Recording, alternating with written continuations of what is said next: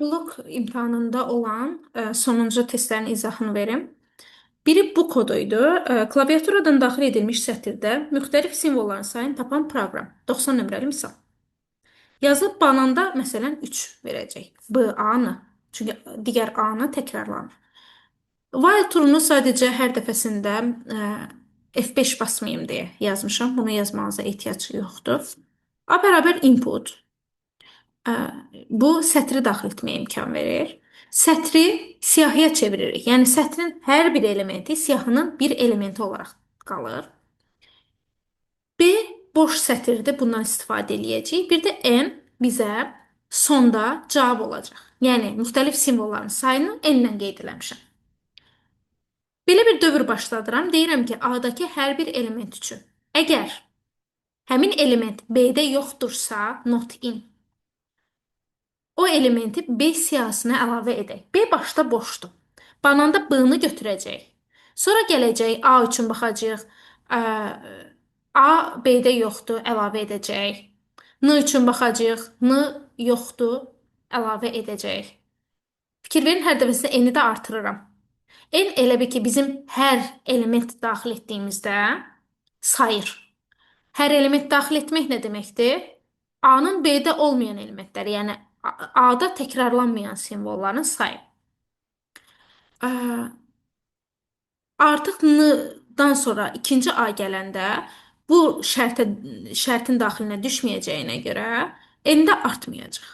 Bu şəkildə və sonda N cavab olur. Baxaq. Məsələn, banan yazırıq.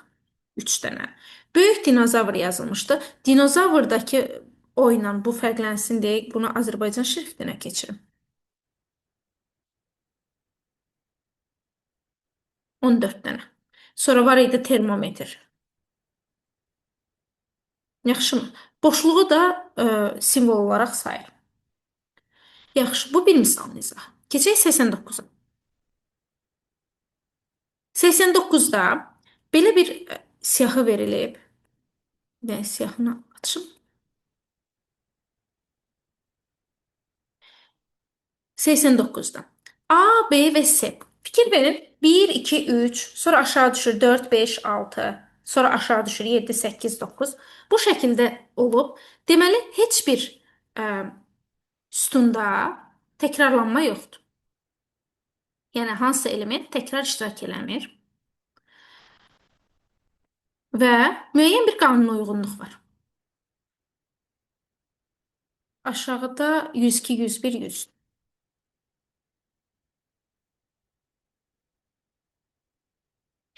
102, 101, 100. Bəs bu qanuna uyğunluq nədir? Fikir verin. 1-dən 6-ya 5 vahid artır. 6-dan 7-yə 1 vahid. Sonra 5 vahid. Sonrası gələcək 1 vahid. İstəyirsiniz düzək. 9, 10, 11, 12, 13, 14, 15 kimi gələcək. Çünki belə-belə artır. Belə artır, sonra belə, sonra belə, belə-belə gedir. Ortadakılar üçün eyni qanuna uyğunluqdur. Fikir verin, 3 artır, 3 artır, 3 artır, 3 artır, 3, 3 artır. B 3, 3 artır. Bu 5 artır, 1 artır. Burada 1 artır, 5 artır. 1 artır, 5 artır. Plus 1, plus 5. Bəs hansı qanuna uyğunluq görə bilərəm? Görə bilərəm ki, ortadakı nədir? Ortadakında həmin ədəddən 2 çıxanda 3-ün misilləri qalır da, düzdürmü? Deməli, 3-ə bölünməsindən alınan qalıq 0 olacaq. Baxın, 5-dən 2 çıxdım, 3. 3-ün 3-ə qalığı 0-dır. 2-dən 2 çıxdım, 0. 3-ə qalığı 0-dır. 8-dən 3 çıxdım, 5. 8-dən 2 çıxdım, 6. 3-ə qalığı 0-dır. Bu belə. A üçün nə şərt ödənir? A üçün deyə bilərəm ki, ya 6-ya bölünür. Fikir verin, 6, 12, 102 də 6-ya bölünür də. Ya 6-ya bölünür, ya da ki, bir kiçiyi 6-ya bölünür. Axı, sonraki ədəd həmişə nə olur? Üstəgəl 1 ilə alınmışdı da. Ya ədəd 6-ya bölünür bu ifadə, ya da ədəddən 1 çıxanda 6-ya tam bölünür. Bu birisi üçün baxaq. Ədəd ya 3-ə bölünür. Fikir verin. 9, 15, 3. Ədəd ya 3-ə bölünür. Ya da ədəddən bir çıxanda 3-ə bölünür. Bu qanuna uyğunluğu tutduqsa, eyni düsturu birbaşa yazırıq. Mən əvvəlcədən yazmışam ki, görünsün, rahat olsun. Aydıla baxaq. Yenə while true-nu yazmışam, yazmanıza ehtiyac yoxdur. Ədəd daxil edilib. Belə bir şərt qoymuşam. Ədəd 1-102 arasındadırsa, fikir verin, burada belə bir şərti qoyub. Yazmışam, ədəd bu aralıqdadırsa, buradakıları icra et. Yox deyilsə, deyim ki, qeyd olunan intervala uyğun ədəd daxil edilməyib. Ədəd 6, bayaqdan dediklərim 6-ya bölünməsi tam bölünürsə və ya 1 eksiyə 6-ya tam bölünürsə, A sütunundadır. Yox əgər 2 çıxılanda 3-ə tam bölünürsə, B sütunundadır. Əks halda C sütunundadır. C sütununu belə də yaza bilərdiniz. Hamısını tək-tək if olaraq, bunu da if yazardınız. Burada if yazıb bu şərti yaza bilərdiniz. Sadəcə proqram az yoxlasın deyə belə yazsaq daha yaxşıdır. Başda da dediyim kimi, heç bir ədəd verilmiş cədvəldə eyni müxtəlif sütunlarda yerləşə bilməz. İndi gəlin yoxlayaq. Elə onun verdiyi cavablarla yoxlayaq. Məsələn, orada verilmişdi ki, 1 A sütunundaydı, 2 B-də idi, 3 əlim başqa yerə dəydi. F5. 3 C sütunundaydı. 4 J qayıdır yenə C sütunundaydı. 5 qayıdır 6 B sütununa. 6 A sütununa qaydırdı. 7 yenə A sütunundaydı. 8 B, 9 C. Yəni belə-belə hərəkət eləyirdi. Bir dənə qaldı alqoritm misalı. Onun da izahını verim. Alqoritmdə isə deyirdi ki, 2-də 1 alqoritm 88 nömrəli misal. Səhv etmirəmsə.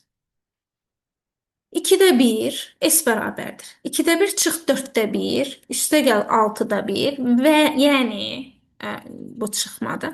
Yəni sonda mənfi 1 üstü n minus 1 böl 2n. N daxil edilir, düzdürmü? Alqoritmin başlanğıcı n daxil edildi. Bizə nələr lazımdır? Fikir verirsinizsə, burada müsbət 1, mənfi 1. İlkini nədən başlayıb? Müsbətdən. Deməli, K bərabər 1 götürəcəm. K bərabər 1. S dəyişənini gəlin götürək 0 cəmdidən. Və fikir verin 2, 4, 6. 1 bölünsün 2, 1 bölünsün 4. Deməli, cəmimiz necə olacaq? 2 cür yaza bilərik. İkinci halında yazacağım. I bərabərdir. 2-dən başladıq. N daxil olmaqla. Neçə? 2, 2. Addımıydı da sonuncu. Və burada nə hesablanır? S plus bərabərdir. Yəni, S bərabər S plus yazsaq daha məqsədə uyğundur. S bərabərdir. S üstə gəlinsin. K vurulsun. Nə? I. I. 1 bölünsün daha.